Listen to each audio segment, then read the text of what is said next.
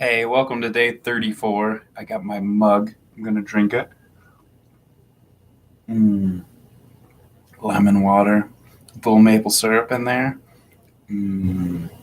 Delicious. And magnesium. Anyways, so this video is about should and try.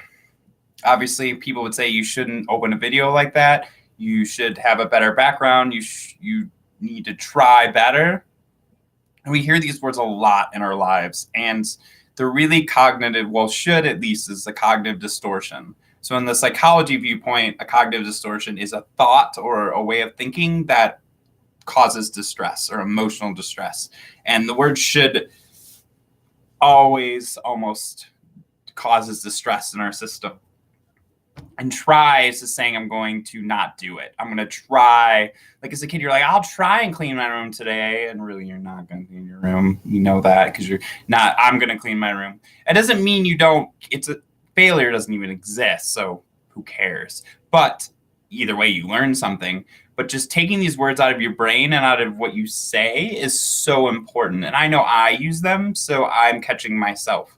And to me, it's almost like bad grammar. Like when we use these words, and the reason it's so big is I've heard this from psychology, and I've also heard this from Pleiadian channelings. So Pleiadians are alien beings that supposedly brought our DNA here and created us, here to help us.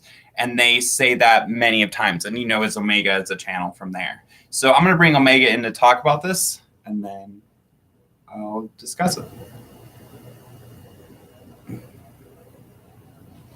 Dear ones, Daniel has brought up a great topic of should and try, and we want to let you know that these words are bad for your vibration. They lower your vibration quickly. They bring you down. I should be better. I should be more successful. I should have more money. I should be more spiritual. I should meditate. I should do this. I should do that. This says that you are not perfect if you don't. And as Wayne Dyer, one of your great teachers, has said, and we're using Dan's brain to bring this through, that you should do it if you need to do it if you can't, but it's okay if you don't. And that's giving you the options either way. If you say, I'm going to meditate an hour a day, but it's also okay if I don't. I want to manifest money, but it's also okay if I don't. I want to bring in this relationship, but it's also okay if I don't. I prefer it, but I'll be okay if it doesn't happen.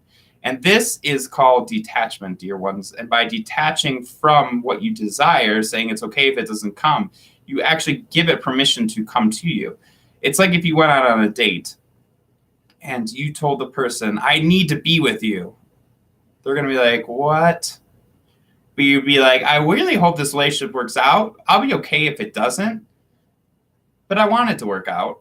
That just sounds so much more ease. It gives room for random circumstances to come. And when your plan is so fixed, I should be doing this, I should be doing that, I should be doing that, life comes and hits you sometimes. And that is why the should doesn't work, because life is a flow. And the river never says, I should go this way. It allows itself to go where it's supposed to go. It prefers to keep on moving, but if it stops, it's okay with it. And now we go into the word try. Try just signifies you're not going to do it. It gives you a way out, which is counterintuitive to the should.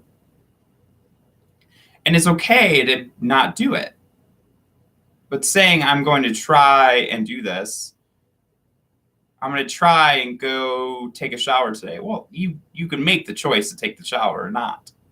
It's not a trying. If you're going to say, I hope this works out, that has a higher vibration. I'm going to try to do this. You see the difference? So you can go, I hope that I make it to the store today. I hope that we get along. I hope that this relationship works. I'm going to try and make this relationship work. It puts in this force. You're not flowing with it. You're trying. You're pushing it. And that's not how the river works again. The river flows with it. It hopes that it goes down the river to the ocean, but doesn't try to. It's not putting this divine effort into it. And this is how we found the center point. We don't try or should. We find the center point and this bliss that will bring forth through us so much love, so much ease, and so much joy.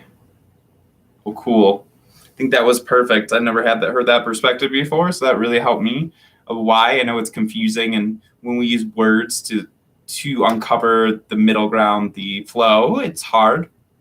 Sometimes it seems contradictory, but that's because that's how the universe works.